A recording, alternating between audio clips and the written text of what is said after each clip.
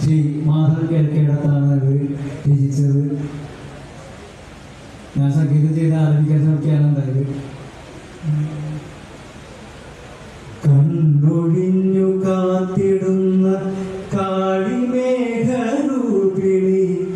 കൈ തൊഴുന്നൊരാശ്രിതരെ കൈവിടാത്തൊരംബികെ കൈപ്പെടുന്ന ജീവദുഃഖമോഹമൊക്കെ നീങ്ങുവാൻ കൈപ്പറമ്പു കാവിലെഴുന്നമ്മയെ തൊഴുന്നു ഞാൻ.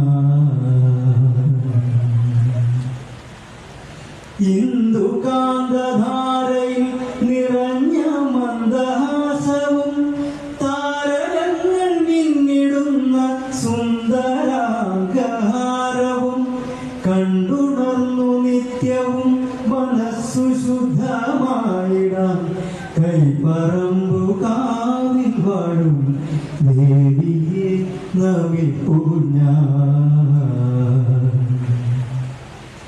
ഒരുപാട് സന്തോഷമുണ്ട് ഇങ്ങനെ ഒരു നാലുവേദി അമ്പലത്തിലേക്ക് സമർപ്പിക്കാൻ സാധിച്ചതിൽ. അതുപോലെ എനിക്ക് മറ്റൊരു സന്തോഷ വേദിയിൽ പങ്കിടാൻ വളരെയധികം ഒരു മതവും അന്യമല്ലെന്നും മനുഷ്യരിൽ ഉച്ചനീചത്വങ്ങളില്ലെന്നും അരുളുവാൻ യുഗപുരുഷനായി നെഞ്ചിലറിവിന്റെ നേരായി വചനവും കർമ്മവും കോർത്തു ഗുരുദേവൻ. വചനവും കർമ്മവും കോർത്തു ഗുരുദേവൻ. ഒരു മതവും അന്യമല്ലെന്നും മനുഷ്യരിൽ ഉച്ചനീചത്വങ്ങളില്ലെന്നും അരുളുവാൻ യുഗപുരുഷനായി നെഞ്ചിലറിവിന്റെ നേരായി വചനവും കർമ്മവും കോർത്തു ഗുരുദേവൻ. വചനവും കർമ്മവും കോർത്തു ഗുരുദേവൻ.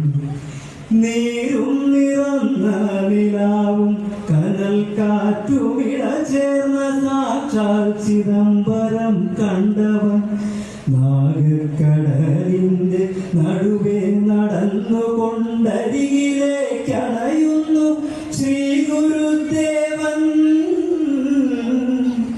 അരികിലേക്കണയുന്നു ശ്രീ ഗുരുദേവൻ.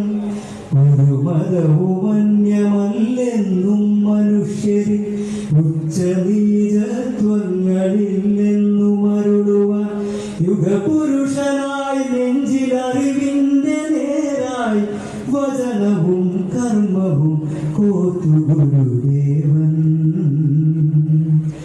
വചനവും കർമ്മവും കോർത്തു ഗുരുദേവൻ. ഒരുപാട് സന്തോഷം. എൻ്റെ വാക്കുകൾ ഞാനിവിടെ ചുരുക്കാണ്. എത്ര നന്ദി പറഞ്ഞാലും തീരില്ല.